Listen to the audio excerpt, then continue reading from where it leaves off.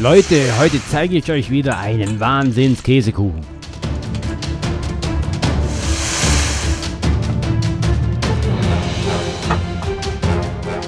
Hier erstmal Servus, schön, dass ihr dabei seid.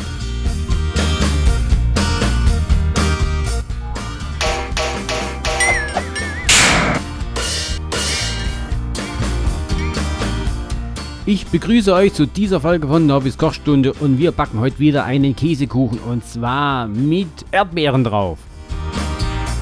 Zum Beispiel, es ist Erdbeerenzeit und die Erdbeeren kann man bei uns am Straßenrand kaufen.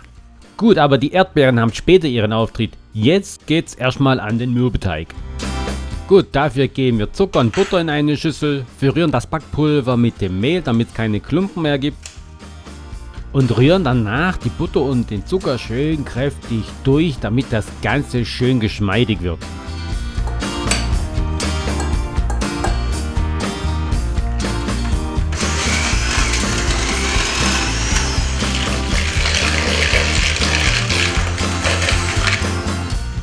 Gut, bevor das Mehl hineinkommt, geben wir auch noch ein Ei hinzu und rühren das nochmal kurz durch.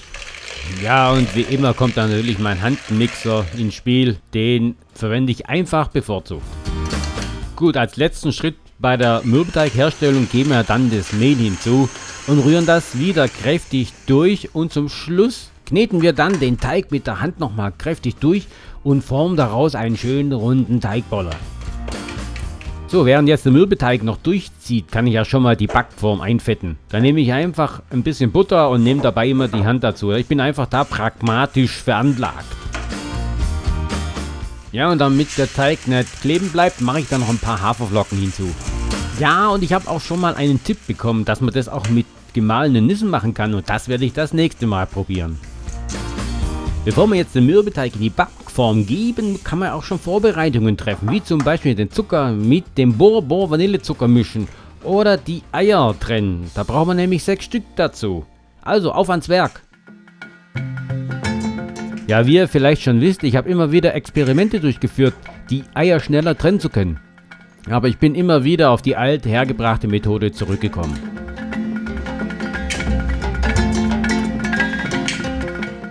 Ja, und während der Mürbeteig weiter noch im Kühlschrank zieht, kann ich ja schon mal die Butter mit dem Zucker cremig rühren.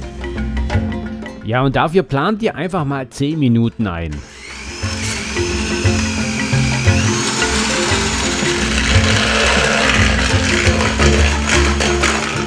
Ja, und dann Schritt für Schritt geben wir jeweils ein Ei mit hinzu und rühren das Ganze wieder für 20 bis 40 Sekunden lang durch.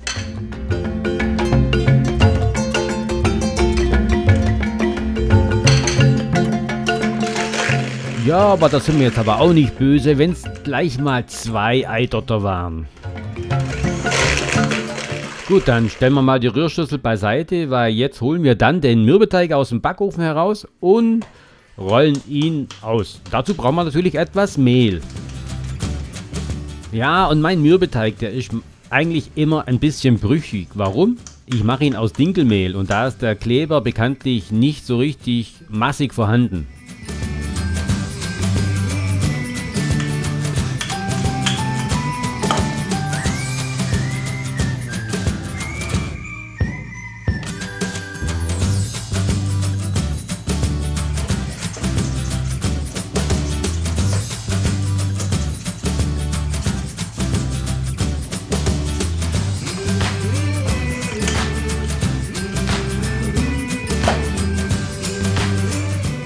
Und wenn wir dann den Mürbeteig jetzt in der Backform haben, geht's mit der Quark-Käsemischung weiter.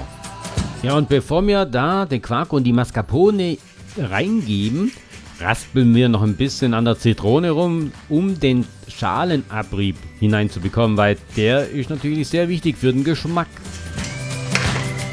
Okay, jetzt können wir die Hauptzutaten hineingeben, und zwar den Quark und die Mascarpone. Und je nach Laune nehme ich mal einen 20%igen Quark oder auch mal einen Magerquark.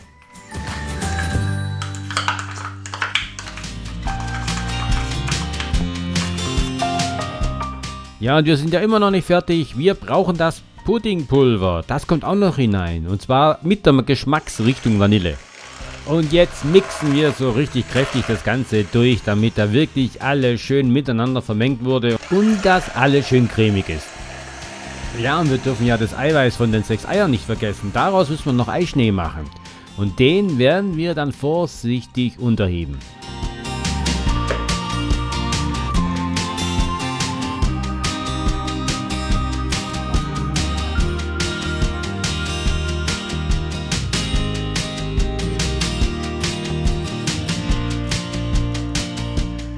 Super, jetzt können wir die Füllung in die Backform geben und glatt streichen. Und dazu nehme ich immer einen Kuchenschieber, mit dem gelingt mir das immer.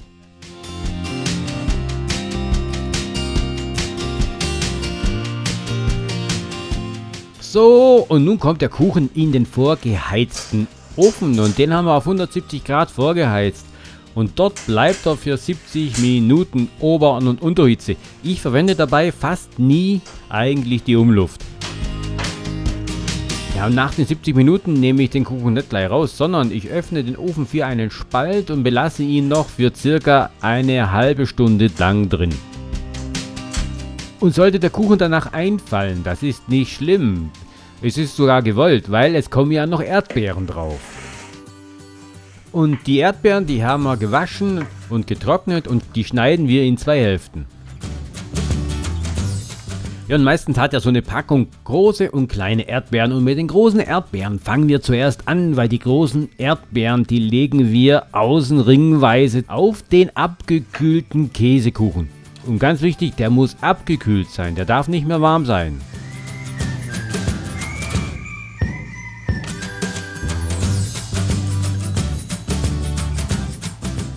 Und das Schöne an den Erdbeeren ist, dass die Erdbeeren diesen Käsekuchen nochmal leckerer aussehen lassen.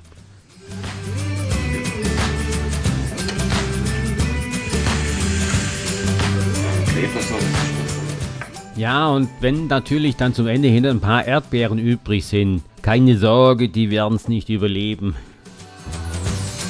Wir sind ja schließlich bei der Schwabe, da wird nichts weggeschmissen. Und damit die Erdbeeren nachher nicht vom Käsekuchen runterpurzeln können, machen wir noch einen Tortenguss drauf. Und zwar natürlich mit Erdbeergeschmack, ist ja logisch. Ja, und für diesen Tortenguss geben wir dann mal Zucker in einen Kochtopf hinein. Und geben dann noch das Pulver mit hinzu für den Tortenguss. Diese 2 Zutaten vermischen wir dann in diesem Topf und geben dann schrittweise Wasser hinzu.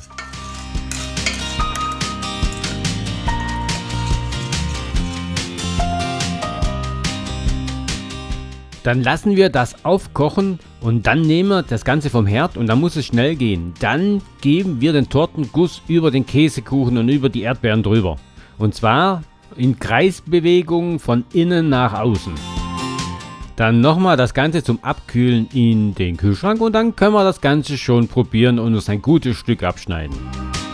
Ja, und zum Abschneiden nehme ich ein richtig scharfes Messer, damit ich durch die Erdbeeren komme.